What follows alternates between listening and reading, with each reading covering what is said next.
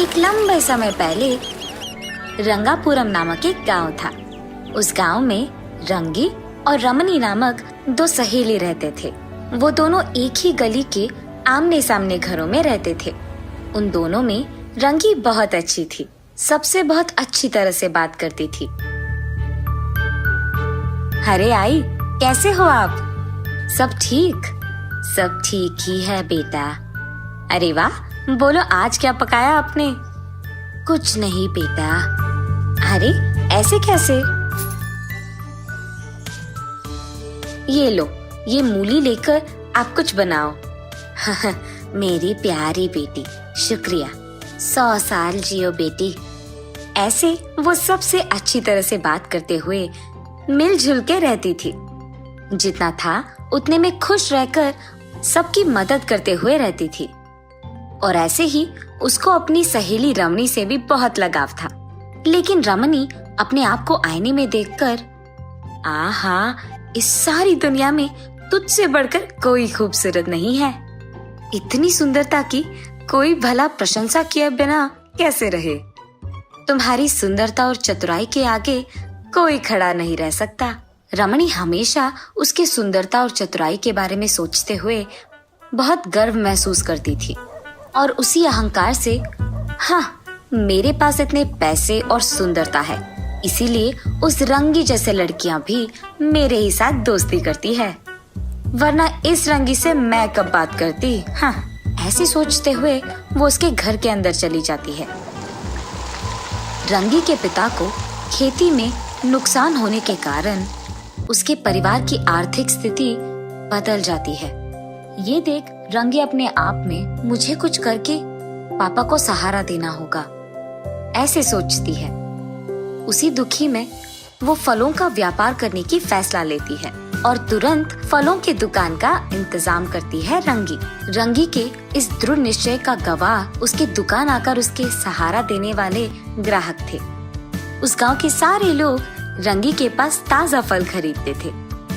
खुशी के मारे रंगी अपने आप में, अगर मेरा व्यापार ऐसे ही कुछ और दिन चलते रहा तो मैं अपने पिता का सहायता कर पाऊंगी और हमारे सारे दुख दूर हो जाएंगे। और ऐसे रंगी की आर्थिक स्थिति बढ़ने लगती है और गांव वाले भी रंगी के अच्छाई के बारे में बात करने लगते हैं। रमणी गुस्से में, हाँ, ये रंगी यहाँ दुकान लगाकर सबको उसके जाल में फंसा रही है। अगर गांव के सारे लोग इसी की प्रशंसा करेंगे तो मेरा कौन करेगा? इसके दुकान को बंद ही करवाना होगा। जाकर ये मेरे ही घर के सामने दुकान लगाई है, अब इन सबको मेरी तरफ कैसे लाऊं? इसी फलों की दुकान के कारण ही ना ये सबको अपने जाल में लगाई है। अब मैं भी एक फलों का दुकान खोलूंगी। अब जरा मैं भी देखूं कि कौन उसके दुकान जाएगा। अब मेरी सुंदरता की ओर आकर्षित होकर सब मेरे ही दुकान आएंगे। अरे वाह रमनी, तुम तो कितनी होशियार हो, ऐसे सोचती है। अगले दिन उसके फैसले के मुताबिक ही उसके घर के सामने दुकान खोलती है रमणी। पहले से ही अमीर होने के कारण वो शहर से बहुत अलग तरीके के और अन्य प्रकार के फलों को वितरण करवा के दुकान में बेचने लगती है। और बस गांव के सारे लोग रमणी के पास मिल रहे अनेक प्रकार के फलों को खरीदने जाते हैं।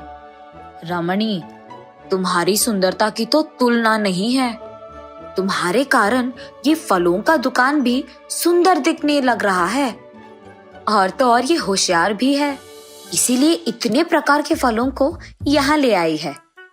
इस फलों के बीच में तोते की तरह प्यारी लग रही हो बेटी, मेरा ही नजर लगने वाला है तुझे। ऐसे आए हुए सारे ग्राहक उसकी सुंदरता की प्रशंसा करते हुए और उसके दुकान में अन्य प्रकार के फलों के बारे में बात करते हुए रहते थे। और लो, रमणी के खुशी का हद ही नहीं था। वहाँ दूसरी तरफ, क्योंकि रमणी उसके दुकान में अलग प्रकार के फल बेच रही थी, वहाँ रंगी की व्यापार ठीक नहीं चल रहा था। क्या हुआ बेटी, आजकल व्यापार अच्छा नहीं चल रहा है क्या? नहीं आई, ठीक नहीं चल रहा है। तुम्हारी सहेली नहीं है? अरे वही रमणी, जब से वो दुकान खोल बैठी है, कोई तुम्हारे दुकान नहीं आ रहा। उसने जानबूझकर दुकान लगाया, वरना उसकी जिंदगी में क्या कमी है? अरे नहीं नहीं आई, ऐसा कुछ नहीं है। अमीर होने के बावजूद वो खुद अपने पैरों पे खड़ा होना चाहती है। ये तो अच्छा लक्षण है ना। ऐसे रंगी उसकी सहेली रमणी के बारे में खुश होकर कोई भेदभाव के बिना अपनी सहेली का अच्छा चाहती है। ऐसे कुछ समय बीत जाता है। धीरे धीरे रंगी और रमणी दोनों का व्यापार अच्छा नहीं चलने लगता है। इसी कारण दोनों के दोनों निराश होकर उनके अपने दुकानों में बैठे रहते हैं। एक दिन एक ऋषि उसी गांव से गुजर रहे होते हैं। रमणी के दुकान के पास आकर, बेटी बहुत भूख लग रहा है, खाने एक फल दे सकती हो क्या? जाइए बाबू जाइए, मेरे पास यहाँ कुछ नहीं है और मुझसे मांगने आए हैं। एक तो मेरा व्यापार यहाँ नुकसान में है और मैं आपको फल मुफ्त में दूं। चलो हटो यहाँ से। वो ऋषि एक छोटी सी मुस्कान देकर वहां से रंगी के दुकान की ओर बढ़ते हैं। भूखा पड़ा हूँ बेटी, कुछ फल दान में दे सकती हो क्या? भूख मिट जाएगा। ऐसे ही वो ऋषि रंगी को भी पूछता है। अरे रे स्वामी जी, इतना पूछने की क्या जरूरत है, आइए यहाँ बैठिए। ये कहकर वो उस ऋषि को उसके घर के पास बिठाकर कुछ फलों को काटकर उन्हें देती है। उस मुनि के खाने के दौरान रंगी उनकी सेवा करती है। उनके खाने के बाद वो मुनि वहाँ से चल बसते हैं।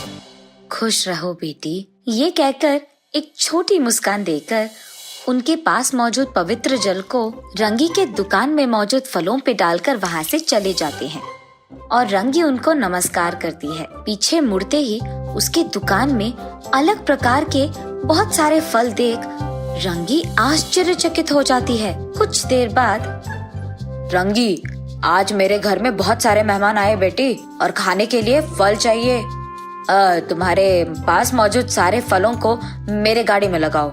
ये सुनकर रंगी बहुत खुश होती है। शायद मेरी सुनकर वो भगवान ही ऋषि के अवतार में आकर मेरी सहायता कर रहे हैं। ये कहकर वो आसमान की ओर देखकर भगवान की शुक्रिया अदा करती है। रंगी के अगले दिन उठने से पहले ही खाली पड़े फलों के बक्सों में फल भरे रहते हैं। ये देख रंगी को समझ में ही नहीं आता कि वो सपना है या सच। कुछ ही दिनों में रंगी का व्यापार बहुत लाभ पाता है।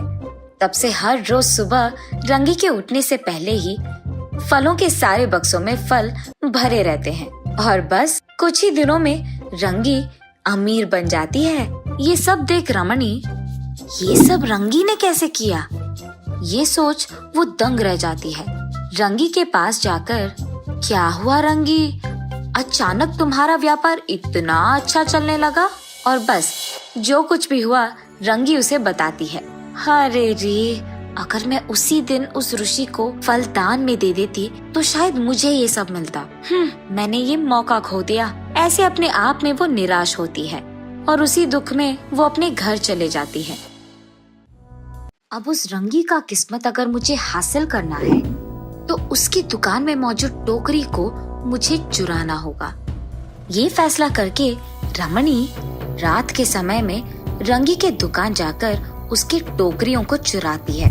उन टोकरियों को घर ले आने के बाद रमणी उन टोकरियों के भरने का इंतजार करती है। रात सुबह में बदल जाती है लेकिन वो टोकरी सारे खाली के खाली रहते हैं। हाय भगवान, मेरी टोकरी कहाँ गए? कहीं नजर नहीं आ रहे। क्या हुआ होगा?